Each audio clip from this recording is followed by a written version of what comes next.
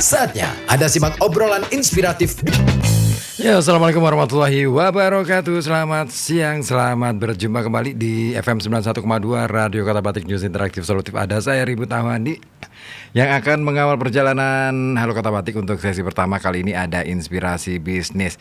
Nah, Anda kawan yang ingin berbagi informasi boleh ya, ataupun misalkan mau nanya-nanya nih soal inspirasi bisnis boleh melalui telepon 0285424474 ataupun melalui WhatsApp di 0855420912 ya. Pokoknya ditunggu supaya makin rame. Dan tapi ini ya, jangan lupa tetap semangat dong. Biarpun harinya sudah makin panas ya.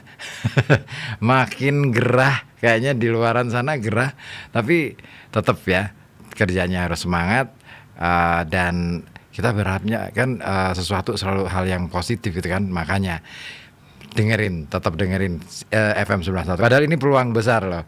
Karena boleh dibilang katakanlah misalkan jenis pekerjaan ini boleh dibilang sesuatu yang apa ya, kalau di kampung-kampung barangkali musiman ya. Biasanya kalau nggak lebaran atau lebaran haji atau Idul Fitri atau Idul Adha. Nah, apa sih? Nah, soal juru sembelih.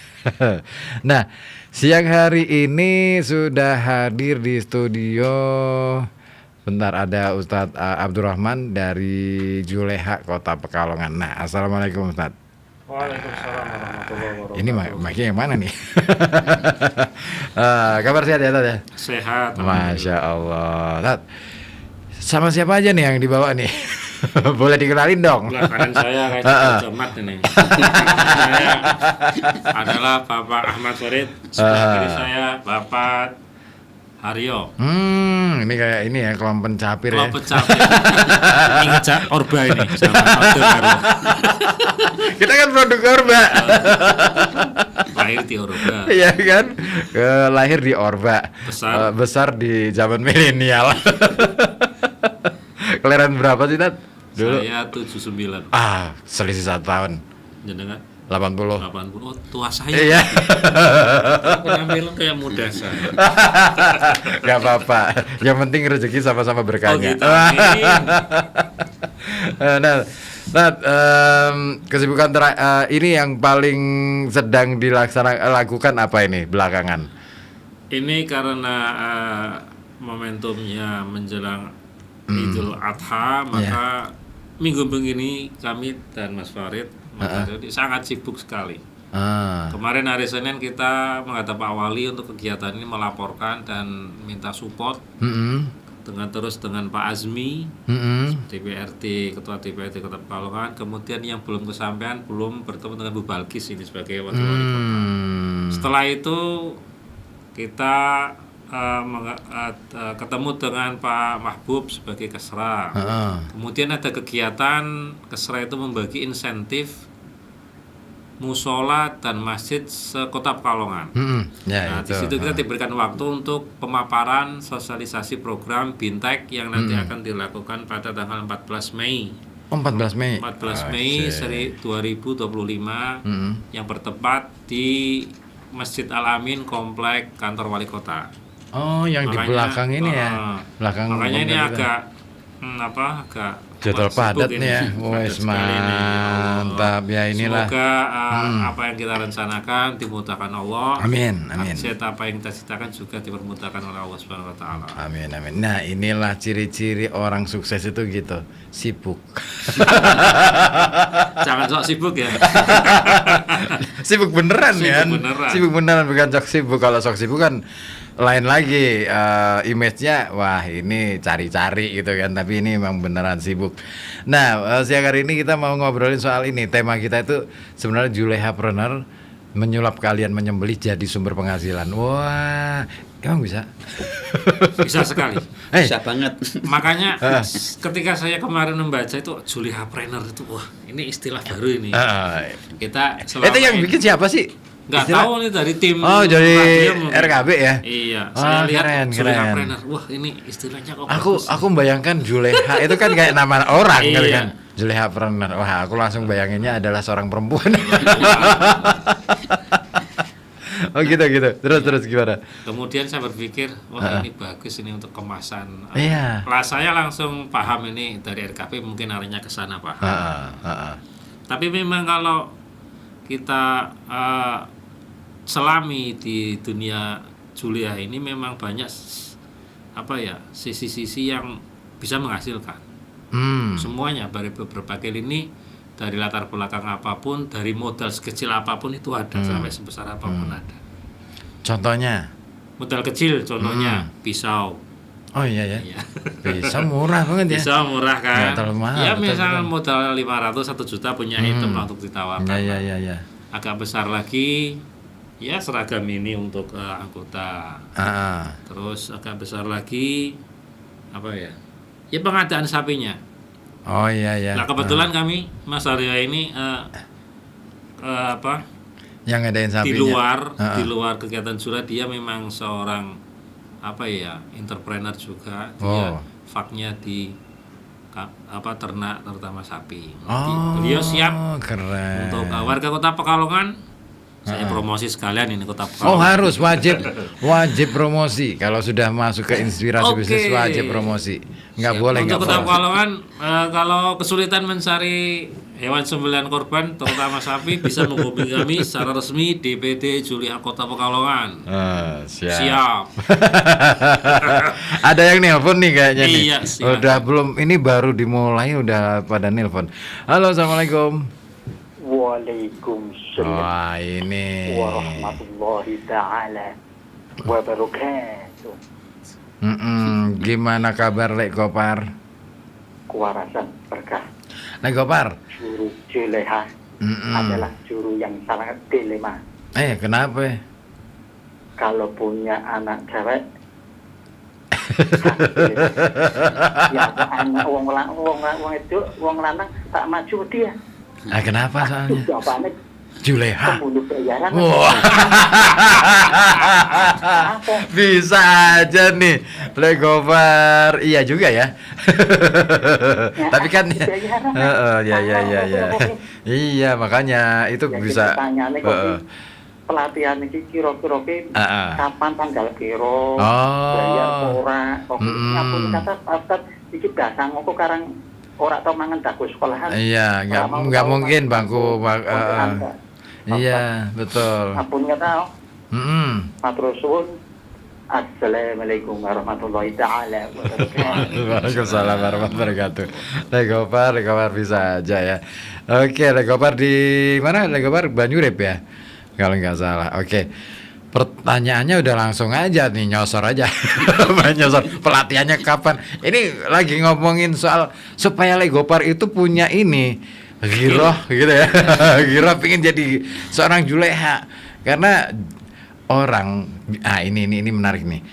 Selama ini kesan yang muncul sebagai seorang juru sembelih itu kan pekerjaan sampingan, bahkan itu boleh dibilang pekerjaan yang tersier banget lah. Ya kan, bukan sekunder, bukan primer apalagi, ya kan. Nah, kemungkinan untuk menjadi pekerjaan primer itu yang seperti apa kira-kira? Pengen ngerti saya gambarannya, Tad. Kalau primer untuk skala lokal ya sebagai orang yang menyembelih unggas lah. Iya. Jasa pemotongan ayam gitu itu ya. untuk lokal.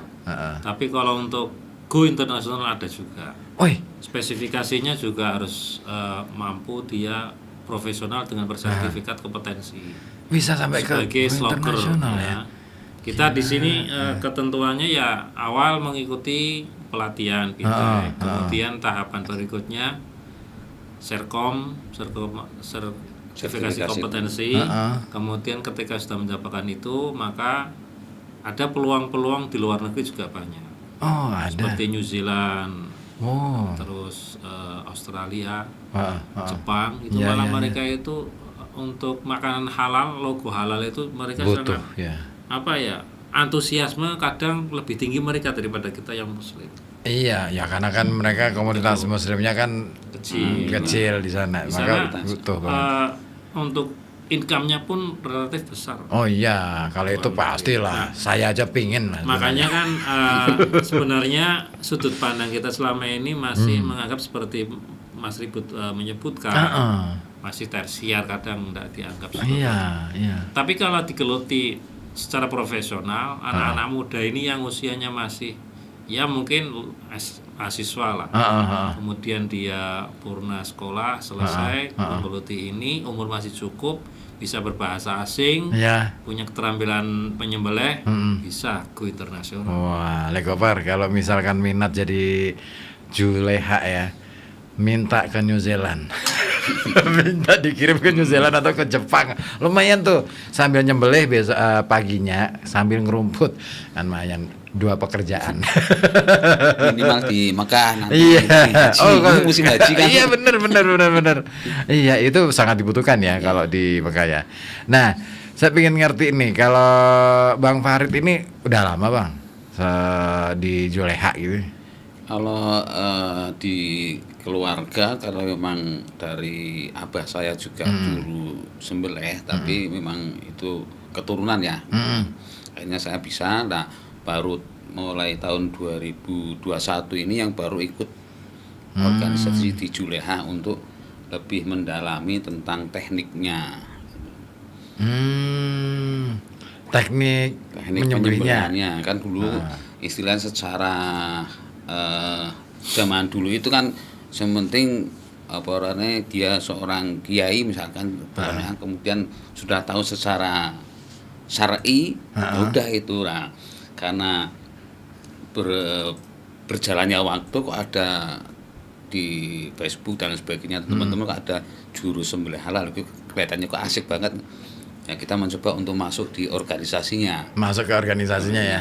Kemudian ternyata di situ berbagai macam teknik, kemudian materi-materi tentang penyembelihan sampai kan perobohan hewan dan sebagainya. Oh, hewan juga perlu dirobohkan ya, nggak cuma rumah ya. Di teknik-tekniknya disampaikan semua sehingga kita lebih menguasai di situ. Oke. Nah, Bang Farid, saya pengen ngerti nih. Dulu kan berarti kan ini ngelihat pengalaman dari bapak gitu kan, dari kakek ya kayaknya ya. Iya. Nah, itu ngelihat profesi kayak gitu waktu itu ya. Pandangan Bang Farid gimana? Ya sementara memang dari dulu abah saya kan misalnya nyambungnya ke abah saya langsung ya, ke orang tua saya. Itu karena memang lebih ke siar sembelih halalnya, kita lebih ke relawannya seperti itu. Relawan ya. Nah, tapi setelah mendalami di organisasi, ternyata peluang bisnisnya besar sekali. Akhirnya baru ngerti nih. Nah sampai tadi yang disampaikan peso, kita modal sedikit. Kita nggak modal sedikit, modalnya lebih sedikit lagi, hanya batu asah. Iya, bungkal. Jasa asah. Oh iya, jasa pisau ya. Jasa asah itu di pasar itu ya? yo laris banget. Itu bisa jadi peluang bisnis jadi. Itu satu hari bisa sampai 10 sampai 20 peso setiap hari. Nah, tinggal berapa harganya per peso kan, tergantung ukuran dan sebagainya. Itu. Apalagi kalau sudah tidak lagi manual, ada mesin. Ada mesin. Oh itu bisa juga ya. Satu peso 5.000 sehari berapa? Kalau 20. Lumayan tuh. Itu yang di pasar. Tapi yang untuk spesial untuk juru sembelih itu penghitungannya malah persenti. Persenti. Misalkan kalau sembelih persenti ada yang rata-rata standar pasar itu 4.000. Nah, tinggal berapa senti pesonya itu. Dikalikan aja ya. Dikalikan. Gila. Ya peluang bisnisnya banyak ya sebenarnya. Lumayan nih Legopar. Ya udah deh pensiun jadi tukang beca online-nya. Ganti profesi jadi ini mau jadi tukang asah pisau juga boleh gitu kan. Itu kan peluang bisnis di di sekitaran Juleha gitu kan. Kalau misalkan jualan batunya aja juga boleh tuh. Yeah. Nah, aku mau ke Mas Haryo dulu nih. Ini menarik sih. Mas Haryo ini kan katanya tadi selain aktif di Juleha juga ternak gitu. Di mana, Mas?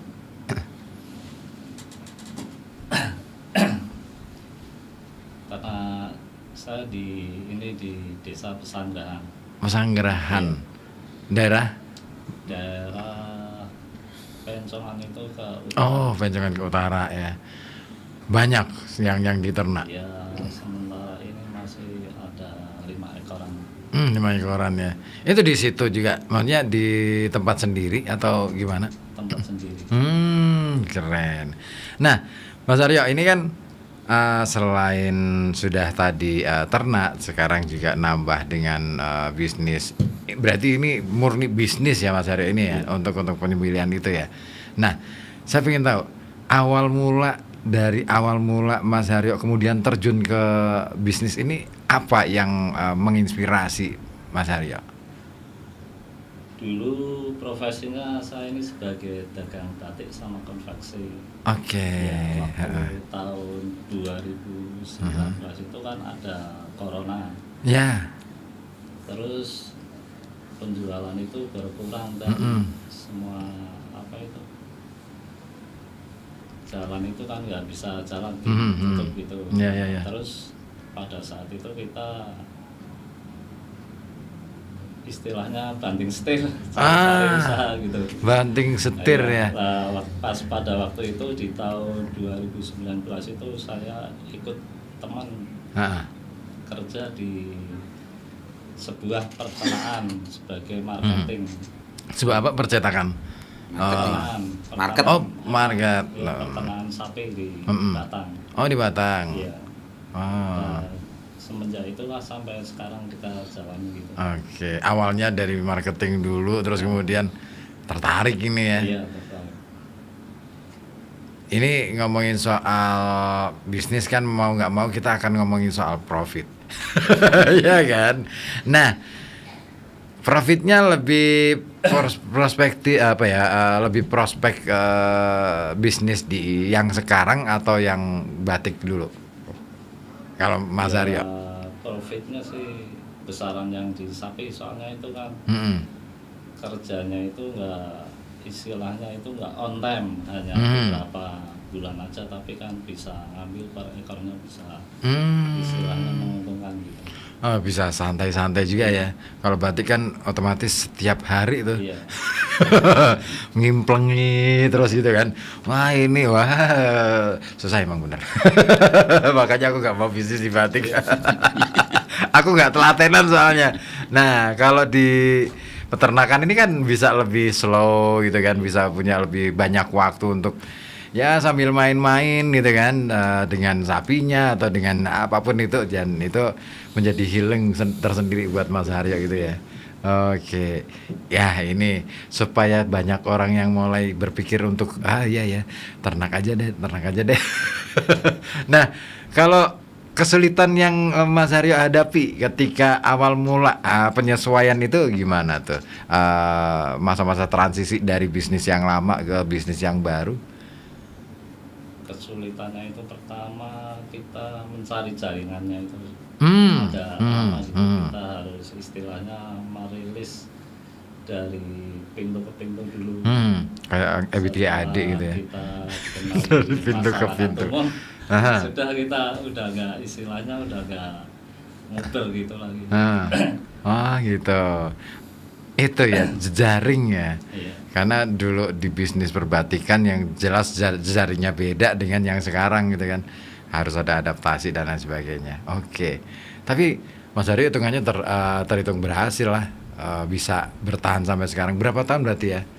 3 tahun ya? 5 tahun. 5 tahun? Wih, itu keren loh. 5 tahun itu sudah bagus banget loh. Kadang-kadang kan orang bisnis bertahan 2 tahun aja, wah udah top ya tadi ya.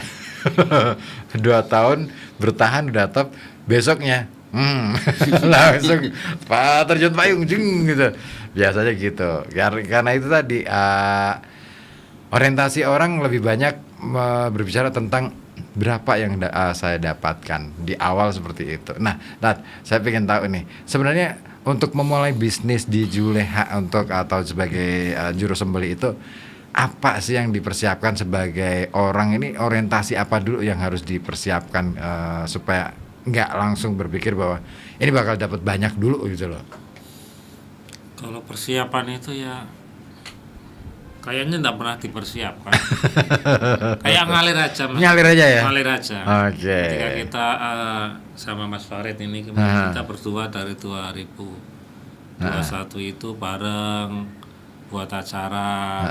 Terus pertama di sini dengan Mbak Ella awal, kemudian berarti ini yang ke-6 atau yang ke-7 ini ruangan ini. Nah, setelah berjalan kan kita menyelami, oh ini juga bisa untuk tambahan ini. Kayak Mas Farid punya keahlian buat konten apa itu bukan kreativitas membuat hiasan dari pralon. Nah, pralon itu juga di Juleha dimanfaatkan sebagai pisau itu butuh sarungnya. Itu kan dari pabrikan nggak ada sarungnya. Akhirnya ada kreativitas buat sarungnya juga. Gitu. Nah, artinya ngalir seperti itu. Jadi tidak pernah ada persiapan. Jadi mau masuk ke lini yang mana, monggo sesuai dengan minat, bakat, modal, silahkan gitu. Cuman awal kita ya Bismillahnya ya ikut mensiarkan sembelih halal awalnya. Cuman itu kan, setelah terjun di dalamnya kok ada potensi-potensi lain di dalamnya, akhirnya kita juga mengikuti kesempatan itu. Ya, yang penting lillahi ta'alanya dulu lah ya. Iya. Nah, kadang-kadang kan orang kan gitu, Tat. Baru aja buka bisnis atau masuk ke dunia kerja yang baru, terus kemudian langsung berpikirnya kayaknya ini bisa mendapatkan penghasilan sekian gitu. Kan itu bertahap. Nggak mungkin langsung blek gitu kan. Bertahap. Kalau pengen 1 juta ya dari 100 dulu kan itu 100.000 dulu, baru kemudian bisa sampai ke 1 juta sampai ke seterusnya. Nah, orang kadang-kadang kan nggak sabar di situ, itu kan nggak sabarnya di situ. Makanya tapi lumayan lah kalau Juleha ada Juleha, berarti kan satu sama lain syukur-syukur pada masuk ke organisasinya kan bisa saling dikuatkan ya, Tat ya. Iya. Makanya kan kita di Juleha itu kan saya dibilang tadi banyak kesempatan-kesempatan usaha di dalamnya. Jasa mengasah pisau, jualan pisaunya, jualan batunya, bikin jasa sarung pisaunya, ya kan?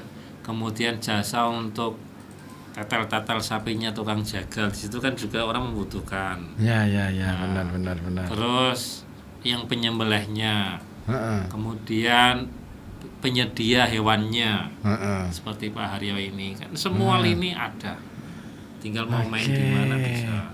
Artinya Juleha sudah punya ekosistemnya ya, Tat ya. Betul. Nah itu nggak khawatir lah, kalau udah masuk ke Juleha nggak khawatir deh kayaknya. Masa depan seperti apa, pasti cerah deh. Amin. Belum masuk pun bisa, istilah bisa bermitra, itu masuk. Istilah pecinta Juleha misalkan itu. Ayo mau kerjasama untuk bikin RPU misalkan. Bisa juga ya. Pengusahaan ayamnya misalkan. Gitu. Ayo kita sebagai Juleha yang menjadi pengelolanya kan enggak apa-apa. Punya modal besar, uangnya beralmari, berkarung-karung, sia-sia. Modal kita buat RPU, RPH itu kan bisa juga. Gitu. Ya kan? Ada sih kayaknya. Semoga ya. Banyak orang nih yang aku udah metanin nih. Siapa aja nih yang peluang kabupaten ada berapa? Oke deh, sebelum dilanjut kayaknya kita perlu dengerin dulu beberapa informasi yang perlu kita dengerin dulu nih. Jangan kemana-mana ya, tetap di sini di FM 91,2 Radio Kota Batik. Masih akan dilanjutkan gelar bicara inspirasi bisnis. Dek, mau kemana? Mau buang sampah nih mah. Adek, sampahnya jangan dibuang. Loh, kok malah nggak boleh dibuang? Mulai sekarang kita harus membudayakan pilah sampah dari rumah, Dek. Selain bermanfaat untuk kesehatan lingkungan, kita juga bisa tahu dari awal loh jenis sampah apa saja yang punya nilai ekonomi. Terus cara-cara milah sampah gimana ya? Ayo ikut ayah, kita belajar pilah sampah yuk. Cuma butuh 4 langkah saja kok, Dek. Yang pertama yaitu kita siapkan dulu kantongnya, lalu pilah dan beri label sesuai 3 kriteria sampah. Yang pertama yaitu kantong sampah organik.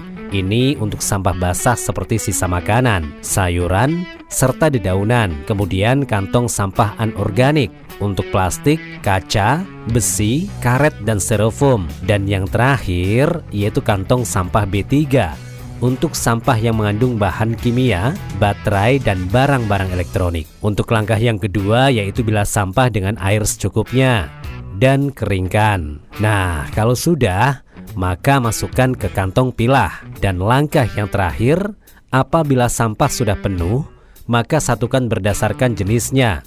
Lalu kirim ke bank sampah atau drop box sampah pilah atau recycling center terdekat.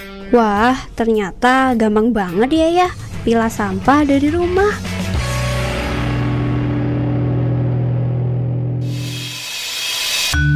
Bro, aku kuwi pengen ngerti sekabehane tentang hal-hal sing ono hubungane karo kotane dhewe, Pekalongan. Lah contone kuwi kaya apa sing pingin kowe reti? Yo kaya hal layanan publik, administrasi pemerintahane, terus data utawa informasi, kaya bangsane informasi publik, transparansi pengelolaan anggaran daerah. Terus juga ngrungokke siaran radio Kota Batik FM, nonton siaran Batik TV, karo maca berita-berita sing ana sangkut paute karo Kota Pekalongan. Walah, nek pancen pingin reti sakabehane karo Kota Pekalongan kuwi, saiki gampang bro, tinggal klik bae nganggo Mbah Google. Ya kuwi smartcity.pekalongankota.go.id.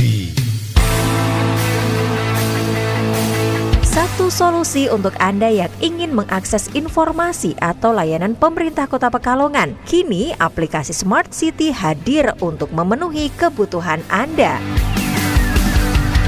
Melalui aplikasi Smart City, maka kita bisa mengakses dengan mudah untuk segala layanan digital yang berkaitan dengan Kota Pekalongan. Dengan fitur PWA atau Progressive Web Application, maka kita bisa bekerja pada perangkat apapun, responsif terhadap desktop, mobile, atau tablet, serta menginstal aplikasi Smart City ke layar perangkat tersebut pada berbagai sistem operasi seperti Android, iOS, Windows, ataupun Linux tanpa perlu mengunjungi App Store.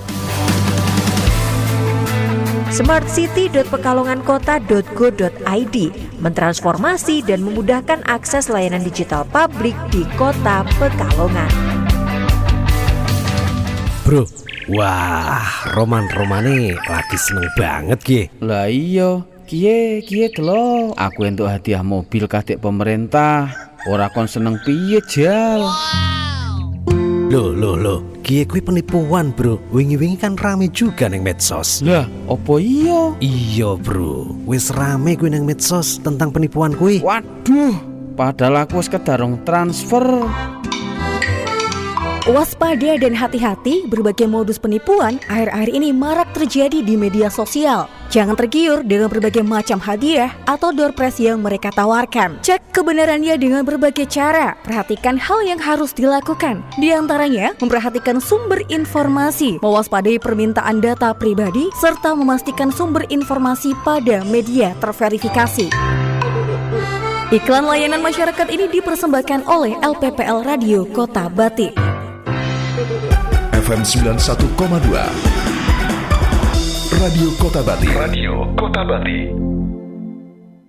Masih ada simak hal Kota Batik ya. Dan di sesi yang pertama ini ada gelar bicara inspirasi bisnis. Masih kita bahas tentang profesi yang menjanjikan, yang mungkin selama ini kita pandang sebagai profesi apaan sih itu sebagai juru sembelih. Tapi ternyata ini tadi pas iklan itu ya, kita ngobrol juga nih, ternyata prospeknya itu proyeksi kedepannya itu nggak cuma juru sembelih loh, tetapi ada bagian-bagian lain yang sebenarnya juga punya potensi untuk bisa dikembangkan.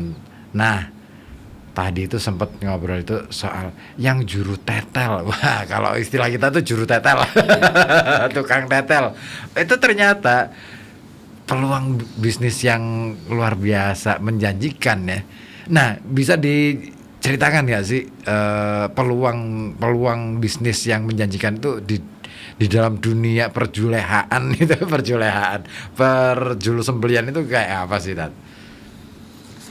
Itu kalau kita kan istilahnya sloker ya. Sloker.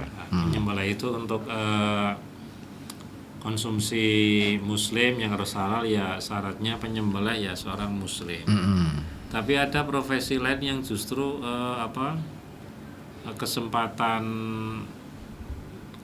kesempatannya lebih luas, bisa di spesialisasi bukan hanya seorang muslim, non muslim pun bisa. Itu kaitannya dengan yang namanya profesi bacer. Bacer itu dia memilah daging-daging di dalam tubuh hewan itu. Dia mengetahui seluk-beluk daging. Dan dia profesi itu sangat mahal sebenarnya profesi ini. Mahal, betul. Serkomnya aja saya pernah dengar itu sampai 8 juta. Serkomnya sekolahnya itu. Nah, dia dibutuhkan kan di kafe, hotel, restoran. Artinya dia bukan untuk menjadikan daging itu halal, enggak. Dia cuma memilah-milah, ngiris-ngiris lah. Seni ngiris daging lah. Nah, itu kan enggak butuh istilahnya status dia muslim apa enggak. Iya, betul. Kalau kita sebagai sloker penyembelih ya harusnya muslim, seperti itu. Kesempatannya banyak sih di dalam profesi. Masih banyak. Slotnya masih banyak ya, istilahnya peluangnya masih besar ya, Nat ya. Iya. Di Indonesia ya. Kalau bermodal ya bikin pabriknya aja. Pabrik untuk tetel hewan. Keren. Iya kan? Yang seperti di Turki, kalau kita browsing di internet itu kan sudah Eropa itu kan modern. Iya, benar. Meleti kulit itu kan sudah tidak pakai manual tangan. Tarik saja alat, lepas kulit sapi. Oh iya. Nah, itu kan untuk pemodal besar semacam itu bisa. Iya ya. Asik juga nih. Tertarik juga sih. Kayaknya ini prospek banget nih bisnis yang satu ini, karena kita lihat aja deh di setiap kali di Idul Adha itu ya, di musola-musola, di masjid-masjid itu kan orang netel itu sembarang aja gitu kan. Dan juga mungkin di mana ya, di tempat-tempat lain misalkan di warung-warung itu kan itu kan bisa dikatakan masih belum begitu ideal gitu. Nah, kalau ini kan berarti memang kelas ya, tukang tetel kelas istilahnya bacer berkelas. Wah, ini ya pasti gajinya mahal dong ya. Bergaji mahal karena sekolahnya aja mahal. Nah, Bang Farid punya pikiran untuk pengen jadi bacer gitu? Sebenarnya lebih ke generasi nanti anak saya ya, dan saya hanya istilahnya menjembatani. Dan karena eranya dulu abah saya, kemudian ke saya itu untuk bisa mengetahui materi tentang juleha dan kejulehaan. Nah, kedepannya saya malah ke arahnya ke anak-anak saya untuk bisa mengembangkan bisnis ini, tidak hanya sekedar siar sembelih halal toh, tapi kita masuk lebih ke bisnisnya ya, mau dikembangin sampai jadi bisnis ya. Kayaknya itu loh. Tapi Bang Farid udah berpikir bagaimana cara memulainya atau gimana? Sudah mempersiapkan? Ya, awal dari anak diikutkan tek. Udah disiapin ya. Kemudian kita mencoba untuk belajar prabacer dulu lah, belum sekolah ke bacer, tapi prabacer dulu. Kita belajar untuk mengetahui caranya nyiasat dan sebagainya. Belum sampai detail ke jenis dagingnya. Nah, itu nanti sekolah sendiri, nanti prabacer tidak untuk bisa mengerti nyiasat, memisahkan daging dengan tulangnya, kemudian ngiris dagingnya ben pas ora kakean lemak dan sebagainya, yang murni dan sebagainya, itu belajar dari situ. Oke. Ini menarik loh. Ini kan berarti kan pekerjaan yang menjanjikan. Nah, saya ingin tahu nih dari Ustadz Durrahman, pernah nggak kepikiran bahwa juleha kemudian mengusulkan ke Dinaker misalnya untuk supaya juleha itu mengelola pelatihannya? Pelatihan mulai dari jadi sloker, bacer, sampai syukur-syukur bisa BNSP dapat sertifikasi itu, dan itu dikelola sama diusulkan ke Dinaker untuk bisa masuk ke dalam kurikulumnya apa ini BLK. Kayaknya seru tuh. Itu Mas Farid pernah punya konsep pemikiran demikian. Cuman untuk saat ini pun yang saya informasi dari DPW, DPP itu juga ada ketentuan aturan apa yang Julai itu belum bisa untuk masuk itu. Ada gitu. kata-kata apa yang kita itu masih tersendat di situ. Ya memang lebih maju lagi seperti itu program kita ke depan. Sehingga semakin orang semakin punya gambaran bahwa oh iya ini pekerjaan prospek ini akhirnya rame itu. Rame kan dan semakin banyak orang berminat untuk ikut pelatihannya gitu.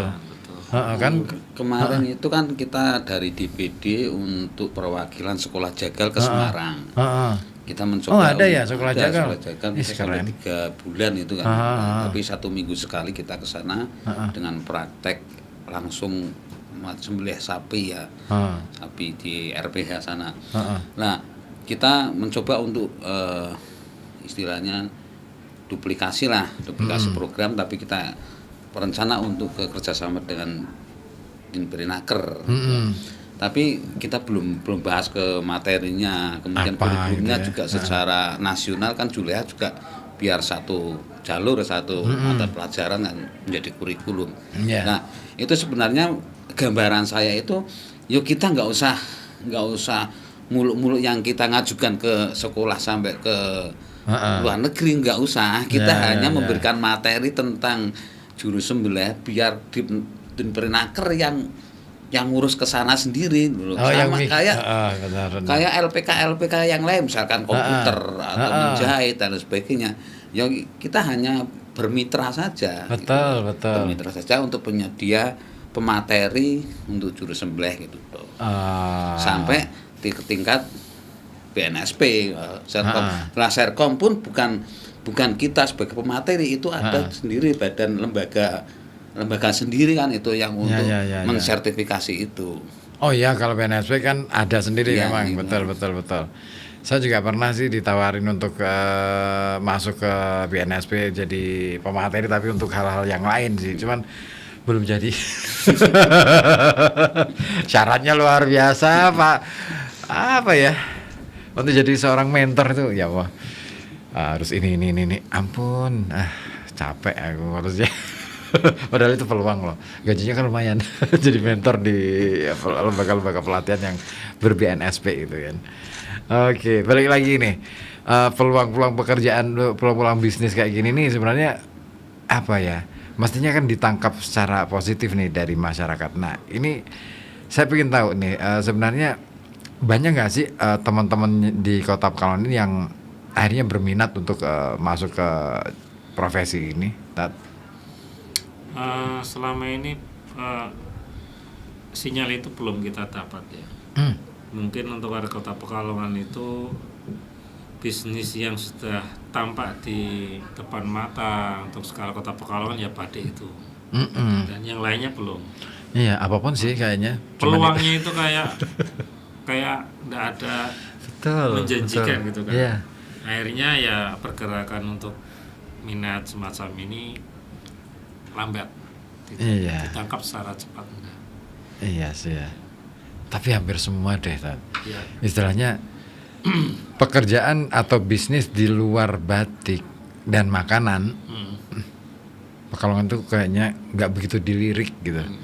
Ya kan, apa aja deh, katakanlah misalkan saya nih mencoba untuk menawarkan kepada teman-teman yang muda-muda, ayo deh kamu punya sesuatu yang apa yang bisa kamu kerjakan, terus ya waktu itu saya pengen bikin penerbitan buku itu. Nah itu aja nggak begitu menjanjikan, karena memang bukan nggak menjanjikan ya, itu sebenarnya bisa siap menjanjikan, cuman minat kita nggak ada gitu lah. Minat kita nggak ada, selalu orientasinya kota lain gitu kan. Jadi kita nggak pernah, kapan kita mau jadi pionir di bidang yang lain gitu loh. Kayaknya itu menjadi pertanyaan tuh Tat. Iya kan, harusnya Pekalongan jadi pionir nih untuk urusan juru sembelih halal. Pekalongan dikenal sebagai kota yang apa ya istilahnya, muslimnya sangat luar biasa kuat di sini. Kan artinya itu menjadi kebutuhan dong, Tat. Benar. Ya kan. Nah, terus apa nih langkah yang dilakukan oleh Juleha pada dengan fenomena yang kayak gini? Ya kita belum menemukan terobosan untuk arah ke situ. Kita masih seperti yang tahun kemarin. Makanya kok tema hari ini agak berat Mas Farid ya. Iya, kita bener. berpikir keras ini untuk tahun hari ini. Kalau kemarin enjoy saja saya. Pertanyaannya, kalau ini berpikir keras ini. Apa lawan bicaranya itu memang sekelas itu? Enggak juga sih. Tapi sedikit langkah mencoba. Nanti kita kan sempat ditawarin untuk kantor sekretariat Juleha itu di RXRPH Panjang. Oh, sekarang sudah X, berarti nggak dipakai ya? Karena kemarin banjir itu, dan sekarang sudah rungsup banyak pembangunan. Nah, kita mencoba untuk menerima itu, kita mencoba pengajuan lagi untuk kita mencoba. Nah, itu kan bisa untuk peluang bisnis juga. Iya. Ya, misalkan dari pihak Pemkotnya sendiri, misalkan RPH digerakkan lagi. Nah, kita sebagai Juleha, pengurus dan sebagainya bisa sebagai juru sembelihnya dan sebagainya. Berarti kan peluang untuk usaha lagi kan berjalan. Kemudian bisa juga dengan sebagian untuk RPU misalkan gas. Ya kita bisa mencoba untuk bisa buka peluang usaha juga kan seperti itu. Itu mudah-mudahan bisa terrealisasi di tahun-tahun inilah. Oke, ini tantangan berat sih ya sebenarnya ya Kota Pekalongan ini dengan situasi yang semacam ini ya.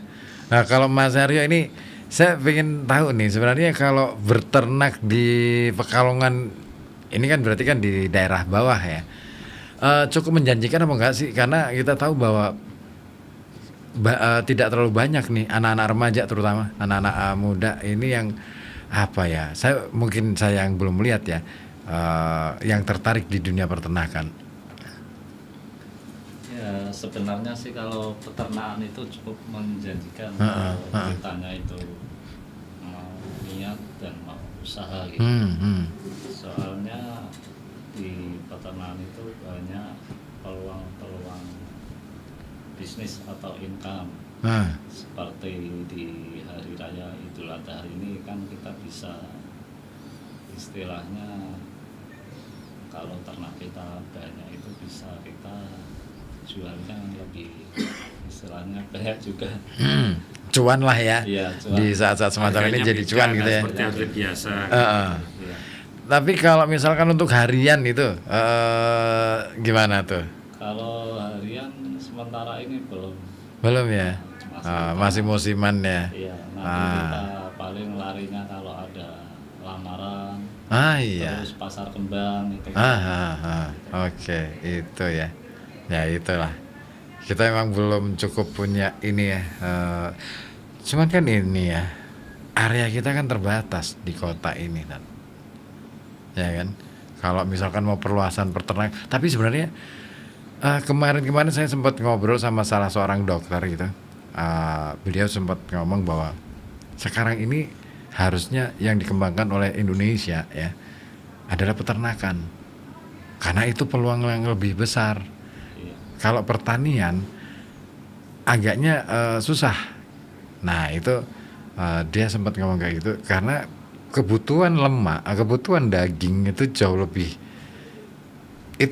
realistis ya hitungan beliau, karena lemak itu ketika dibakar dalam tubuh itu bisa menjadi sumber energi yang lain dibandingkan dengan karbohidrat dan lainnya. Oh keren juga nih, artinya ke depan ini sebenarnya bisnis di peternakan harus lebih berkembang. Nah makanya pilihan Mas Aryo sudah tepat tuh. Kayaknya tahun 2045 kayaknya bakal berkembang deh. Bakal berkembang deh. Nah tinggal nunggu ininya aja sih, policy will-nya di pemerintah juga sih. Kita tunggu seperti apa sih policy will-nya, apakah bisnis di peternakan ini akan dilirik oleh pemerintah kota katakanlah sebagai bisnis yang cukup menjanjikan berpeluang untuk bisa dikembangkan atau bagaimana. Nah, tapi kalau misalkan dari sisi regulasi sendiri di Kota Pekalongan sudah ada nggak sih untuk ngomongin soal masalah kayak misalkan penyembelihan atau bisnis peternakan, ada nggak sih Tat?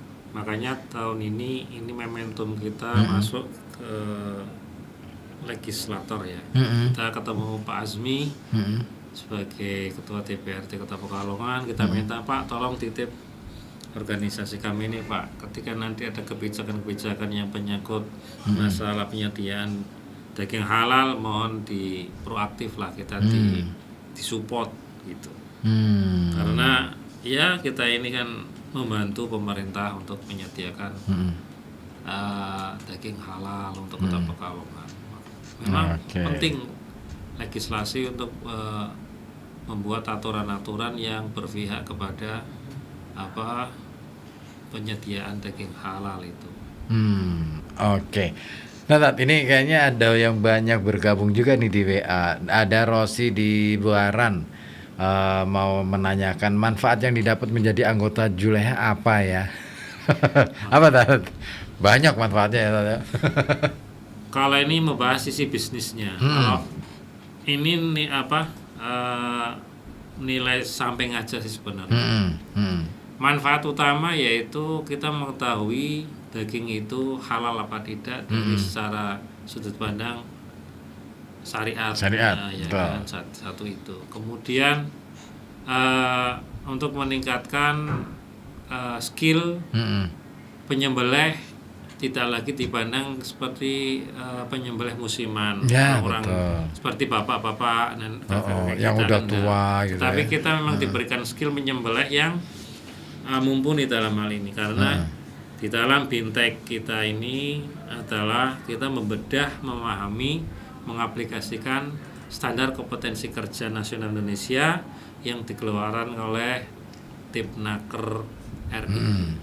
Makanya ya nilai plusnya banyak untuk bergabung dengan kami. Nanti aja deh kayaknya lebih baik di bawah. Di atas aku ada pertanyaan nanti, tapi di bawah. Ini ngomongin soal jaringan ke nasional. Ada lagi dari Yuda di Wiradesa. Juleha ini khusus untuk wilayah kota saja atau sampai keluar kota nih? Yang pengen bisa gak yang di luar kota itu gabung gitu? Monggo, Tat. Gini, kalau membahas bintek, kita memang se-Pekalongan Raya. Misal ini bintek Pekalongan, kota mengadakan bintek tanggal 14 Mei ini dengan menghadirkan Ketum Ali Suparka sebagai Presiden Juleha Indonesia, kemudian DPW-nya, gubernurnya, kemudian DPD-nya yang sebagai pemateri.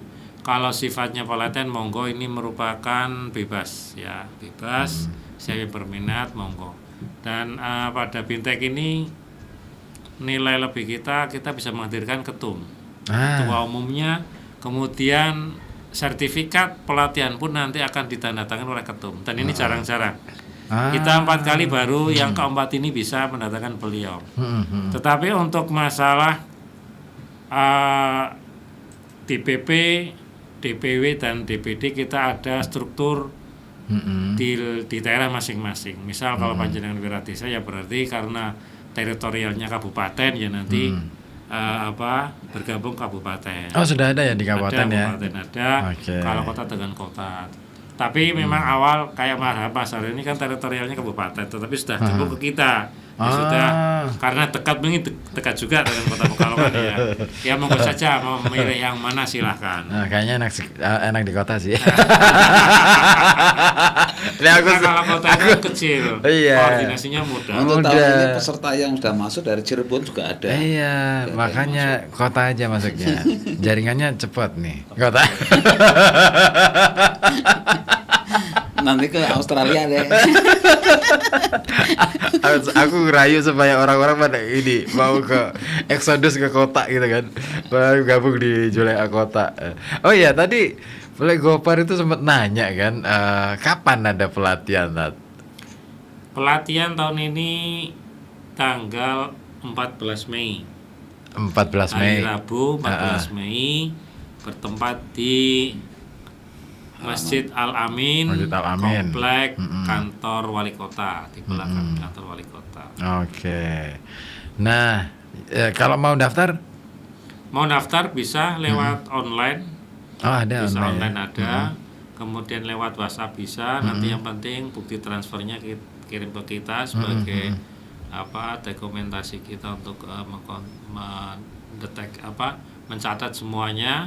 Kemudian nanti pada hari H dipersiapkan foto 4x6 background warna merah sebagai foto yang ditempelkan di sertifikat pelatihan. Wis keren. Ada sertifikatnya loh. Keren. Tanggal hari Rabu berangkat aku. Kenapa Pak cuti Mas Ribut? Cuti sekali sehari. Aduh. Oke. Ada lagi nggak ya yang mau nanya? Kalau misalkan ada, yuk segera. Kalau misalkan nggak, ya udah. Kayaknya ini kita menyisakan waktu 3 menit ke depan nih. Kayaknya closing statement aja deh. Dari siapa dulu? Mas Haryo dulu deh, Mas Haryo. Supaya orang teryakinkan bahwa ini adalah bisnis yang menjanjikan. Saya pengen tahu dong, pengen dengar suara dari jenengan. Apa nih yang mau disampaikan kepada pendengar Radio Kota Batik? Di Juleha itu sebenarnya banyak bisnis sekali seperti pedagang ayam atau pedagang daging. Kita bisa dipasarkan dengan berlabel Juleha, itu bisa meningkatkan penjualan gitu ya. Bang Farid, closing statement. Ayo belajar jadi Juleha. Aku nggak mau, aku mau jadi ribut aja tetap. peluang usahanya, peluang bisnisnya lebih besar daripada jadi Pak Ribut tok. Tuh ya. Bikin ribut aja. Tapi ibu suka ribut loh. Memang profesinya mungkin. Ustaz, apa ini closing statement? Closing statementnya di sini kesempatannya baik sekali. Saya meminta kita disupport oleh semua stakeholder Kota Pekalongan supaya kita bisa menjalankan amanah ini sesuai dengan niat untuk dakwah syiar halalnya. Semua kita ingin Pekalongan menjadi kota yang mengkonsumsi daging yang halal sesuai syariat. Maka dari itu mari kita sukseskan Bintek tahun ini dengan mengambil kepesertaan panjenengan warga Kota Pekalongan. Kota sekitarnya, Pekalongan Raya, monggo, ini kesempatan baik sekali, maka ambil kesempatan ini dengan sebaik-baiknya. Oke. Ya, mumpung ada kesempatan, jangan sampai kehilangan kesempatan, karena kalau kehilangan kesempatan nanti jadi gelo loh ya. Ya, baik, itulah kawan. Obrolan kita siang hari ini di Inspirasi Bisnis ngomongin soal peluang bisnis yang sangat terbuka untuk bisnis Juleha atau juru sembelih halal. Nah, semoga ini menjadi inspirasi buat Anda untuk berpikir-pikir lagi nih. Iya ya, kayaknya sudah waktunya nih banting setir.